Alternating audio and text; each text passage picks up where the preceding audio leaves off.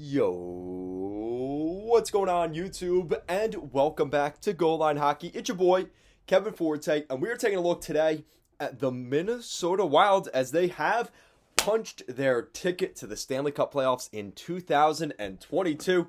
This will be the third straight playoff appearance for the Wild. What is the key to the Stanley Cup playoffs for this team? If they're going to go on a storybook Cinderella run, what are they going to need to happen? How did they get to this point? How did they clinch a playoff spot? Who could they be playing in the first round? We're going over all of that today.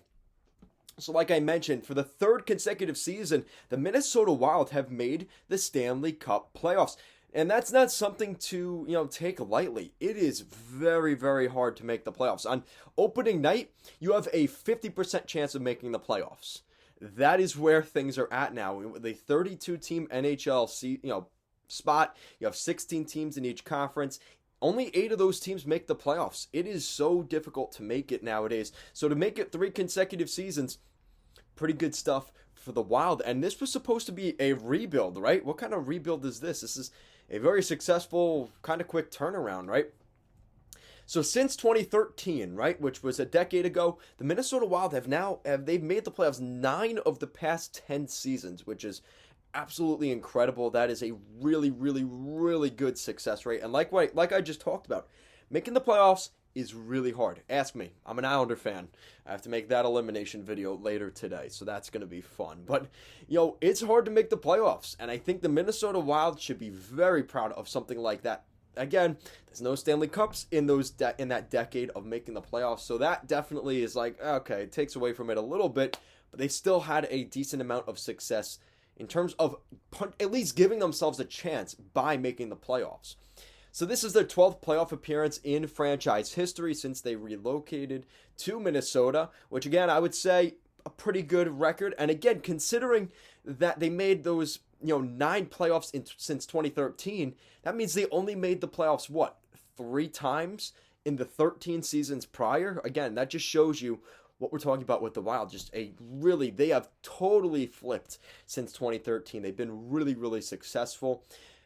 So that kind of tells us the next story, which is what we're looking at potentially in terms of their first round matchup. So this kind of takes us to where they're at with their stats and stuff like that. They're going to be playing the Minnesota Wild. They're going to be playing the St. Louis Blues in the first round of the playoffs. And that is pretty much set in stone at this point. They both have 103 points. Again, at the making of this video, it'll probably go up by the time you guys actually see it. But this is a team that's really, you look at the hypercharge of Kirill Kaprizov. That is your star player. He's got 94 points in 75 games this season, and he's kind of the lightning rod for this organization. And a lot of people will tell you out there that, if you're the Blues, Craig Berube says, listen, shut down this Kaprizov kid, and the Wild are done. They have nothing there. And that's where you would be wrong. And you're wrong for that. And I know, Wild fans, hold on before you get there. There's this other kid who's second on the team in points, behind Kirill Kaprizov, and that's Kevin Fiala. He's got 75 points in 76 games. He's doing really well this season, and maybe not to the level of Kaprizov, but, let's be honest, the juice of Kaprizov, there's not enough Russian gas in the world to take over everybody, right? So Kevin Fiala is that guy that if everybody goes and tries to attack Kaprizov and shut him down, Kevin Fiala is going to say, more ice for me? Perfect. And Fiala scores the goals. So that's kind of what you're looking at with this group. Not to mention Matt Zuccarello, who, I thought his career would be over. He was injured last year, and it kind of looked like he was done. He's got 75 points this season in 68 games, so he's actually got a better point percentage this year than Kevin Fiala, which is just, it's absolutely mind-blowing. He has been great for them. You have some guys that have been kind of coming out of the woodwork. I didn't even know. Ryan Hartman, 59 points on the season. He's been good. He's been really good. Obviously, Joel Eriksson Ek has been a huge piece that they gave him that big contract last year, and he seems to be living up to it this season. But you have guys that you wouldn't expect to have as many points, like Freddie Gaudreau, 40 points. He's been playing in the top 6. There was a lot of criticism there, but, He's on pace to have a 50-point season. That's nothing to really scoff at. Same thing for Marcus Foligno. He could potentially get a 50-point season. I mean, you're talking about guys that nobody in their right mind would say would be anywhere near that. And they've been good. Matt Boldy as well, one of the younger guys here, really making a difference. Even Jordan Greenway. This is a team that is starting to rely on some of those younger guys. They picked up Tyson Yost at the trade deadline, so they're hoping that he could come in, make a difference. Jacob Middleton as some depth from San Jose. They've made some good additions to this team that I think, considering Bill Guerin was kind of like, I don't want to make many moves at the deadline, they made some good moves. They didn't make anything that's costing them the future. They didn't trade away Boldy. They didn't trade away Rossi. They didn't trade away any of their big prospects. But they were able to add guys that are complementary pieces to what the Minnesota Wild are this season. And that's a good playoff team. I think they're going to be a really difficult out for whoever has to play them. Potentially, we know it's going to be the Blues the first round, but if they get past that, this is going to be a tough spot. You're potentially looking at playing St. Louis in the first round, potentially Colorado in the second round. Oh, goody. Lucky for them, right? So, it's going to be a difficult grind in those first two rounds here for the Wild, if that's kind of what you're looking at, right? So, let's look at some interesting stats. So, you have goals for. They have 283 goals for this season. This is their, like I always like to say, the bread and butter of this team. They love to score goals. They like to win games 5-3. They like to win games 6-2, 6-4, right? They like to score a lot of goals.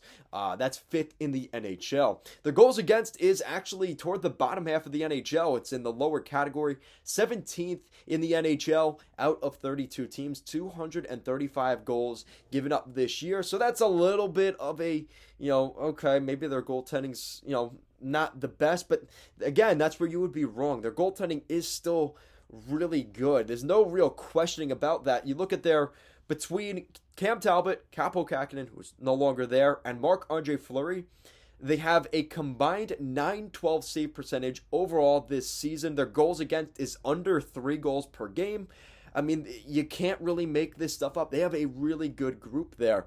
And we're starting to see Marc-Andre Fleury kind of take the crease from Cam Talbot right before our eyes. It's going to be very interesting in terms of the debate of who starts game one of the postseason, because I think that is something that you're kind of looking at saying, going into the first round against the Blues, who's going to start game one?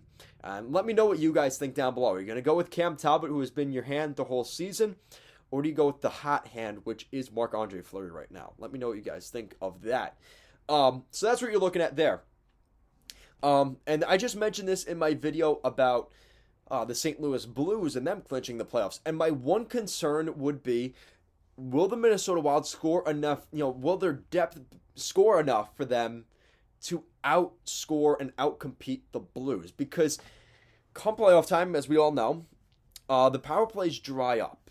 And I worry about with the Minnesota Wild, the possibility, that this is a team that, against a team like St. Louis is going to dump and chase and play the trap, whatever you want to call it. That is kind of their thing that they're good at. So I'm going to take that back. Minnesota's power play is 19th in the league. So it's not like they're super, super good on the power play.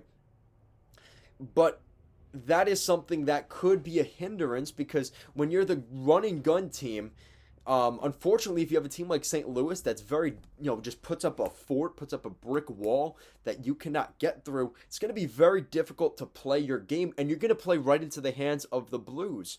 So that's where the Minnesota Wild need their guys like Jacob Middleton and the bigger bodies on this team to kind of play to that same level. And I think if that ends up happening, that could benefit the Blues.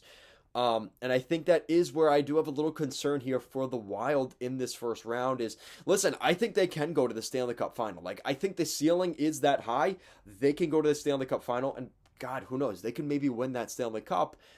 But I hate to say it, I could see them losing in the first round. I think the Blues are just a bad matchup for them. And I think they're one of the few teams left that likes that trap game.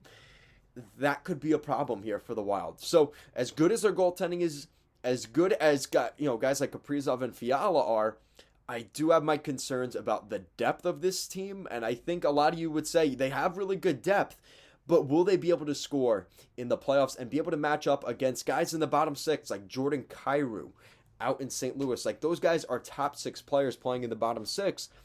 The center depth, they never really address that. If there's an important penalty killing faceoff, who goes out there? Is it Joel Eriksson-Ek? So that's the kind of stuff where I still have little questions about this team. But let me know what you guys think. Guys, thank you so much for watching this video. And like I said, let me know your predictions for who will start Game 1 of the Stanley Cup playoffs. Will it be Cam Talbot or will it be the Flower, Marc-Andre Fleury? Guys, thank you so much for watching, and I'll see you again next time.